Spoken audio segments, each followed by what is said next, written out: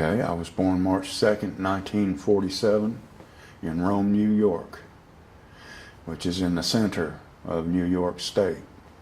I'm thinking probably 350 miles north of New York City.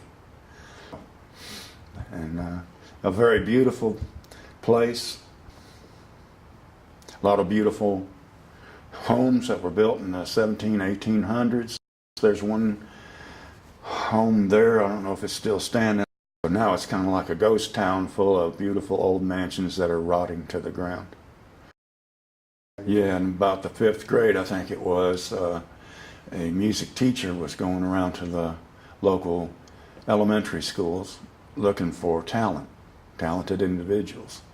He said that he felt that I had talent, and he gave me one of the most important lessons that I've ever had about music, and he said half of playing music is listening, and that's true in so many ways, you know. But anyway, the next year I began to play the trombone and played in the school band and orchestra, and through public school and through the high school. And at that point in time, I was able to grow musically and was able to pass the test to get into the Navy.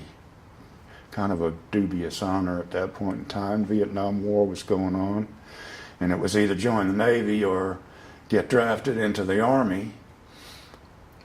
So anyway, I joined the Navy because I passed the test for a trombone player, and that was pretty rough. It was like being in a mental institution / prison. And at that point in time, this was, I think, it was widely accepted that if you were a musician, you were therefore a homosexual.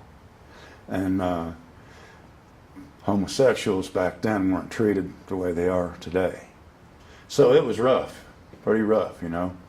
But, I mean, I did get to went over across the water to the Mediterranean twice, in 1968 and 1969. And the jukeboxes there would have a Beatles song and a Rolling Stones song a lot of times, and they had a Fleetwood Mac song. This is 1968 and 69, you know, and Oh Happy Day. And then they had Spanish stuff, and but Oh Happy Day, that was a big hit, pop hit, as well as a gospel hit. It's great sound, you know, and like I say, usually I hear the music first, and then I may never even know what the words are. And in 1968, I bought a guitar in Spain, and when I got back, that began my experience of playing guitar. And then I pretty much hung the trombone up.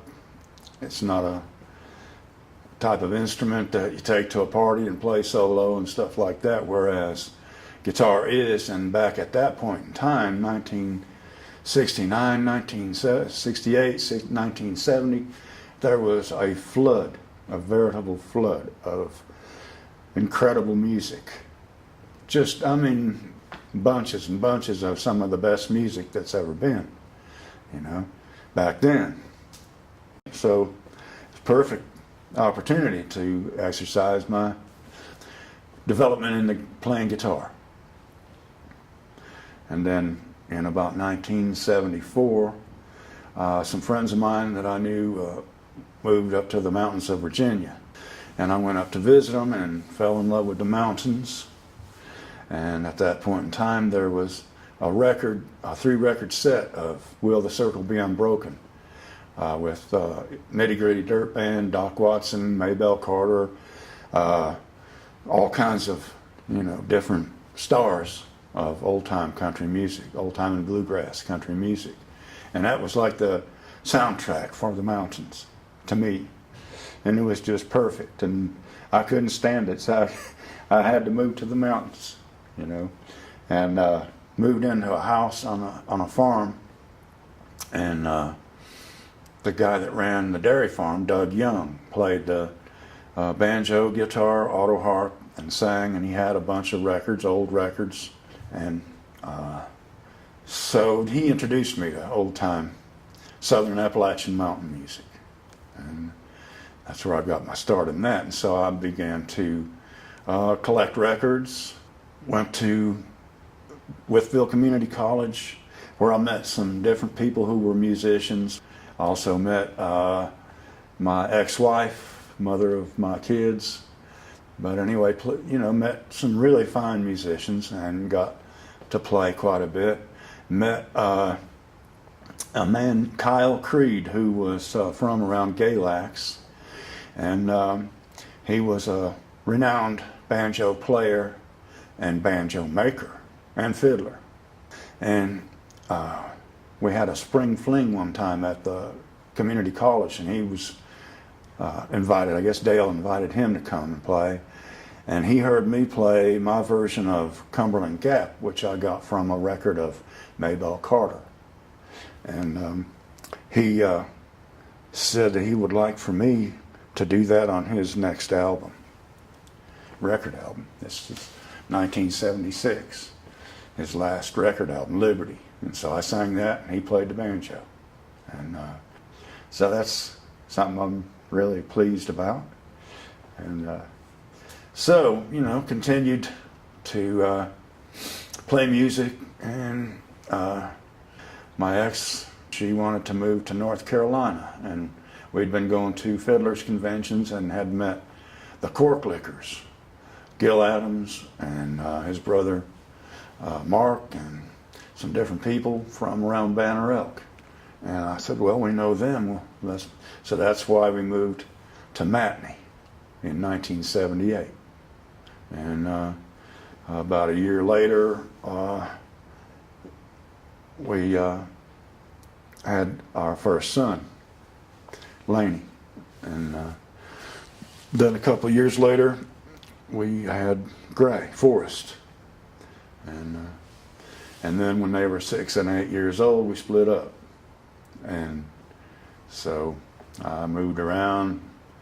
Her mom bought her a house in Valley Cruces. They moved to there. And anyway, continued to play music, but it was a very terrible, very rough time. Being a father of 2 little kids, and being the kind of man that wanted to be a father and wanted to take care of my kids, you know. And anyway, that was about as rough as, probably rougher than the Navy, I think. That was the roughest thing that I ever had to go through.